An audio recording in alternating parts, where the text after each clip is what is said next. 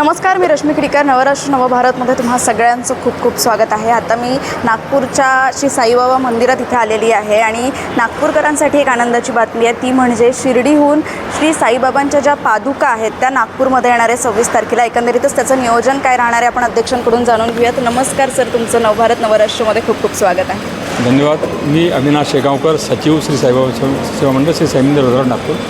बाबांनी वापरलेल्या मूळ चरण पादुका ज्या आहेत त्या 26 आणि 27 एप्रिलला नागपूरच्या साई मंदिरात येत आहे.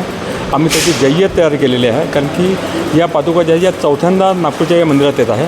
सगळ्यात प्रथम 1976ला जेव्हा भूमिपूजन झालं होतं तेव्हा, त्याच्यानंतर 3 डिसेंबर 1979ला जेव्हा मूर्ती स्थापना झाली होती तेव्हा दुसऱ्यांदा आलं होतं. आणि तिसऱ्यांदा जेव्हा बाबांना 100 वर्ष पूर्ण झाले पुण्यतिथीला, त्यावेळेस 18/1/18 या दिवशीसुद्धा नागपुरात पादुकाला, तर त्यावेळेस 1.25 लाख लोकांनी दर्शन घेतलं होतं बाबांचं एका दिवसात. आता यावेळेसचं भाग्य असं आमचं नागपूरच्या मंदिराचं, ज्याला प्रतिष्ठिती म्हटलं जाते, की बाबांनी स्वतःहून ते चालत आलेलं आहे. यावेळेस आम्ही कुठल्याही प्रकारे मागणी केलेली नव्हती की बाबांच्या पादुका नागपुरात याव्या. पण 7 तारखेला शिर्डी संस्थाचे अध्यक्ष त्यांच्या PNचा मला फोन आला की नागपुरात बाबांच्या पादुका तुम्ही त्याची काय तयारी केलेली आहे. मी शॉक झालो. म्हटलं पण मी तर मागणी केलेली नाही आहे. मग नंतर मी अध्यक्षांशी बोलतो त्याला की नाही, मी नागपुरात 2 दिवसासाठी पादुका पाठवत आहे, आपल्याला त्याची व्यवस्था करायची आहे. हा एक बाबांचा संदेश आहे की त्यांनी स्वतःहून नागपुरात यायचा कबूल केलं आणि ते नागपुरात आलेलं आहे. म्हणून त्यासाठी आम्ही तन मन धन ही सगळे प्रयत्न करतो आहे. आता आपण बघत आहात की संपूर्ण व्यवस्थेचं प्रतिनिधित्वाचं काम सुरू आहे. इथे आम्ही पेंडॉल घातलेल्या मंदिराच्या प्रांगणामध्ये पूर्ण चारीकडे पेंडॉल घालून तिथे कार्पेट टाकतो, जेणेकरून भक्तांच्या पायाला चटके लागू नये, कारण की ऊन खूप जास्ती आहे. त्याचप्रकारे उन्हाचा प्रकोप बघून आम्ही नागपूर मेडिकल कॉलेजशी बोलणं करून त्यांची एक टीमसुद्धा इथे ठेवणार आहे, जेणेकरून कोणाला काही झालं तर त्याला मेडिकल एड त्वरित मिळेल. त्याचप्रकारे भक्तांना थंड पाण्याची व्यवस्था, चहाची व्यवस्था, त्यांच्यासाठी कूलर लावलेले आहेत. आम्ही त्यांना दर्शन लागण्यासाठी आम्ही पूर्ण बॅरिकेडिंग करतो आहे आणि प्रत्येक भक्तांना दर्शन व्हावं ही आमची मनापासून इच्छा आहे. त्या प्रकारे आम्ही ते कार्य करतो आहे. एकंदरीतच सर आपण पाहिलं तर आपलं नागपूरचं जे श्री साईबाबांचं मंदिर आहे हे तसंही खूप फेमस आहे, प्रसिद्ध आहे. आणि गुरुवार म्हटलं किंवा काही महाप्रसाद होत असतो, लोकांची प्रचंड गर्दी इथे होत असते. आणि आता मागच्या वेळेस तुम्ही सांगितलं 1.5 लाख लोकांनी, 1.25 ते 1.5 लाख लोकांनी दर्शन घेतलं. यावेळेसचा आकडा काय सांगतो? यावेळेस अंदाजे 2 ते 2.5 लाख लोकांनी दर्शन घेईल अशी आमची इच्छा आहे, कारण की ऊन असल्यामुळे थोडंसं कमी होऊ शकतं प्रमाण. पण संध्याकाळनंतर ती अफाट गर्दी होईल आणि ती गर्दी कंट्रोल करायसाठी सुद्धा आम्ही पोलीस प्रशासनाचा सहयोग घेत आहे. सिक्युरिटी गार्ड आमचे आहेत. त्याच्यानंतर आमचे मेन म्हणजे आमचे जे भक्त आहेत, स्वयंसेवक, त्यांची सगळ्यात मोठी आम्हाला मदत होणार आहे. हे सगळी आम्ही व्यवस्था केलेली आहे. सर, यावेळेस साईबाबांच्या ज्या पादुका आहेत त्या इथे येणार आहेत, तर अशी काही दर्शनाची वेळ वगैरे ठरवली गेली आहे? दर्शनाची वेळ अशी की ज्या 26 तारखेला बाबांच्या ज्या पादुका आहेत त्या सकाळी 9:15ला एअरपोर्टला येणार आहेत नागपूरनंतर. तिथून आपण बाबांची पालखी मिरवणूक काढणार मंदिरापर्यंत. अंदाजे 11:30 ते 12च्या मधात पालखी नागपुराच्या आपल्या या मंदिरात येईल.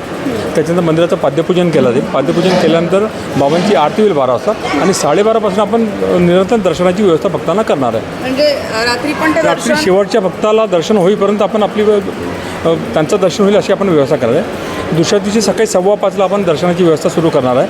5:15ला बाबांची काकड आरती, स्नान आणि 7 वाजता आपण भक्तांच्या दर्शनासाठी पादुकांचं उपलब्ध करणार आहोत. आपण म्हणजे प्रत्येक नागरिकाला दर्शन व्हावे ही आमची मनापासून इच्छा आहे. व्यक्तिगत माझी इच्छा आहे की प्रत्येकाचं दर्शन झालंच पाहिजे. आणि त्यासोबतच आम्ही सांस्कृतिक कार्यक्रम, लोककार्यक्रम बरेच तास लाईनीत उभे राहतील, तर त्यांना भजनाचा कार्यक्रम म्हणजे आनंद मिळाला. त्यानंतर काही रॉक बँड आम्ही ठेवला, जे संगीतमय भक्त आहे, जे रॉक बँड म्हणजे तो रॉक बँड आहे, हा संगीताचा जो भक्तीचा तो सुद्धा आम्ही ठेवलेला आहे. त्याच्यानंतर काही बाबांच्या जे स्वागतासाठी आम्ही स्वागतदार लावतो आहे. काही भक्तमंडळी त्याचा म्हणजे फुलांनी वर्षासुद्धा करणार. ही सगळी आमची एकंदरीत सगळी तयारी सुरू आहे आणि ती तयारी जी आहे ते बाबा आमच्याकडनं करून घेतात. आणि दुसरं मी एक सांगू इच्छितो की ही बाबांची जी मूर्ती आहे आणि शिर्डी संस्थांची जी मूर्ती आहे, म्हणजे शिर्डीची जी ओरिजिनल मूर्ती आहे, ती मूर्तीने ही मूर्ती एकाच कलाकाराने तयार केली आहे, तालीमने. मुंबईला गोरेगावला तालीम स्टुडिओ आहे. त्यांनी फक्त या पूर्ण जगभरात या फक्त 2च मूर्त्या त्यांनी तयार केलेल्या, एक शिर्डी संस्थांची आणि एक नागपूरची. या 2च मूर्त्या व्यतिरिक्त त्यांनी तिसरी मूर्ती आपल्याला कुठेही जगात साईबाबांच्या मूर्त्या मिळणार नाही एकाच कलाकाराच्या हातच्या. आणि दोन्ही मूर्त्यांचं साम्य असं की ती मूर्ती जी आहे, शिर्डीची मूर्ती आणि आपली मूर्ती इंडियन मार्बलची आहे आणि शिर्डीची मूर्ती इटालियन मार्बल. हा एवढा फक्त फरक आहे. बाकी मूर्ती सगळं साम्य आहे. आपण जर बघाल तर अनेक भक्त जे शिर्डीला जाऊन जर जे नंतर इथे येतात ते म्हणतात की तीनही मूर्ती सारखी आहे. देखो खरंच सारखे दिसते आणि ते पूर्ण त्यांचं ते मंदिर आपण तिथे पाहणार तेच मंदिर इथे आहे. आणि दुसरं असं की आता इथे जी आपण व्यवस्था जी येथील उन्हाची जी आपण व्यवस्था केली, मला भक्तांना एक आव्हान आहे की त्यांनी आपला बरोबर वेळ सांभाळून सगळी आपली प्रकृती सांभाळून सगळे त्यांनी दर्शनाला यावं. म्हणजे असे कुठेही घाई करून सगळ्यांचं दर्शन होणार हे आम्ही आपल्याला ग्वाही देतो. कुठलाही भक्त परत जाणार नाही, त्याला त्याची बरोबर नीट काळजी घेतला जाईल. तर आपण आपली व्यवस्थित काळजी घेऊनच आपण इथे यावं अशी माझी विनंती आहे. बिलकुल साईबाबा आता स्वतःहून नागपूरमध्ये येणार आहे, त्यांच्या भक्तांना जे आहे ते दर्शन देणार आहेत. आणि आपण हे नागपूरचं जर मंदिर मी तुम्हाला सांगू इच्छिते, कारण पूर्ण महाराष्ट्र आपल्याला बघतोय. नागपूरचं जे हे साई मंदिर आहे, इथे तुम्ही आले तर इथे तुम्हाला सगळंच एक शिर्डीचं जे मंदिर आहे, प्रतिशिर्डी आपण याला म्हणूयात. इथे तुम्ही माझ्या मागे बघू शकता श्री साईबाबांची इथे आपण पाहतोय की मूर्ती आहे. प्रत्येक भाविकाला इथे दर्शन होईल अशी सोय आहे.